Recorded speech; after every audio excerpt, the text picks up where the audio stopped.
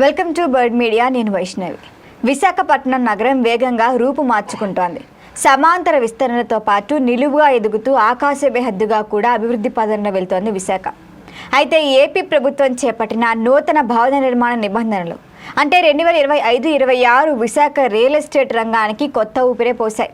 ముఖ్యంగా high rise భవనాల వర్గీకరణను 18 మీటర్ల నుంచి 24 మీటర్లకు పెంచడం వల్ల అనుమతుల ప్రక్రియ వేగవంతంతో పాటు నగర స్కైలైన్ మరింత ఆకర్షణగా మారబోతోంది.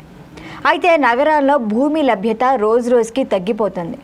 మరి ఇటువంటి తరుణంలో నిలువు గృహ నిర్మాణమే ఉత్తమ ప్రత్యామ్నాయంగా మారింది. గతంలో FSI అంటే ఫ్లోర్ స్పేస్ ఇండెక్స్ 1.0గా ఉండేది. అంటే 1 ఎకరంలో సుమారుగా 31 ఫ్లాట్లు మాత్రమే మనం నిర్మించగలిగే వాళ్ళం. మరి ఇప్పుడు దానిని 4.0కి పెంచడంతో అంటే ఒకే ఎకరంలో ఇక్కడ 126 ఫ్లాట్ల వరకు నిర్మించే అవకాశం లభిస్తోంది. దీనివల్ల బిల్డర్లకు నిర్మాణ వ్యయం గణనీయంగా తగ్గుతుంది. మరి అదే టైంలో తక్కువ స్థలంలో ఎక్కువ మందికి నివాస వసతి కూడా కల్పించడం కూడా సాధ్యమవుతుంది. మరి ఈ మార్పులు రియల్ ఎస్టేట్ రంగానికి భారీ ప్రోత్సాహాన్ని అందిస్తున్నాయి. గతంలో అనుమతుల ప్రక్రియలో ఉండే ఆలస్యం పరిమితుల వల్ల ప్రాజెక్టులు చాలా లేట్ అయ్యేవి, అంటే నెమ్మదించేవి.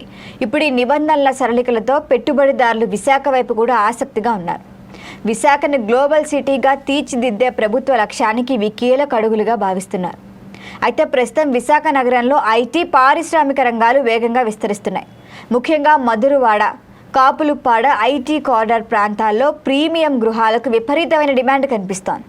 ₹1 కోటికి పైగా విలువైన అపార్ట్మెంట్లు, లగ్జరీ విల్లాలు కొనుగోలుదారులను ఆకర్షిస్తున్నాయి.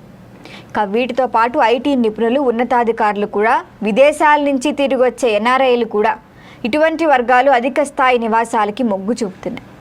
అలాగే భీమిలి, భోగాపురం బీచ్ రోడ్డు ప్రాంతాలు కూడా రియల్ ఎస్టేట్ హాట్ స్పాట్లుగా మారాయి. సముద్ర తీరానికి సమీపంలో అంతర్జాతీయ ప్రమాణాలతో నిర్మితమవుతున్న హై రైజ్ టవర్లు, గేటెడ్ కమ్యూనిటీలు నగరానికి కొత్త అందాన్ని తెస్తున్నాయి. వీటితో పాటు మెరుగైన రహదారులు, నీటి సరఫరా, విద్యుత్, పారిశుద్ధ్య సదుపాయాలు వంటి మౌలిక వస్తువుల విస్తరణతో ఈ ప్రాంతాల విలువ మరింత పెరుగుతోంది.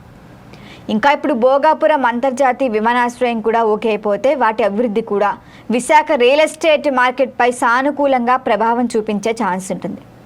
వీటితో పాటు ఇప్పుడు ఇక్కడ అంతర్జాతీయ కనెక్టివిటీ పెరిగింది. మరి వాటి వల్ల వ్యాపార రంగం బాగుంటుంది, పర్యాటకం, IT రంగాలకు మరింత అవకాశాలు కూడా లభిస్తాయి. మరి దీని ఫలితంగా గృహావసరాలు పెరిగి నిర్మాణ రంగం వేగంగా పెరుగుతుంది విశాఖలో. ఇక నగర స్కైలైన్లో భారీ మార్పులే కనిపిస్తున్నాయి. గగనం చుంబి భవనాలు, ఆధునిక డిజైన్లు, స్మార్ట్ సిటీ ప్రమాణాలు విశాఖను దక్షిణాదిలో ఒక ప్రధాన ఆర్థిక కేంద్రంగా నిలబెట్టే దిశగా అయితే ప్రభుత్వం కూడా ముందుకెళ్తోంది. నిలువు నిర్మాణాల ద్వారా పర్యావరణ పరిరక్షణకి ఎంతో కొంత మేర సహకారం లభించవచ్చు. ఎందుకంటే తక్కువ భూమిని వినియోగిస్తే అధిక నివాసాలను కల్పించడం సాధ్యమవుతుంది. కాబట్టి మొత్తంగా ఈ నూతన భవన నిర్మాణ నిబంధనలు విశాఖ అభివృద్ధినే మార్చేస్తున్నాయి. భూమి కొరతను అవకాశంగా మలుచుకుంటూ ఎదుగుతున్న ఈ నగరం భవిష్యత్తులో కూడా అంతర్జాతీయ స్థాయి మెట్రోపాలిటన్ నగరంగా అవతరించబోతోంది అన్న ఆశావాదం మాత్రం పెరుగుతోంది. మరి దీనిపైన మరిన్ని అప్డేట్ల కోసం చూస్తూనే ఉండండి బర్డ్ మీడియా.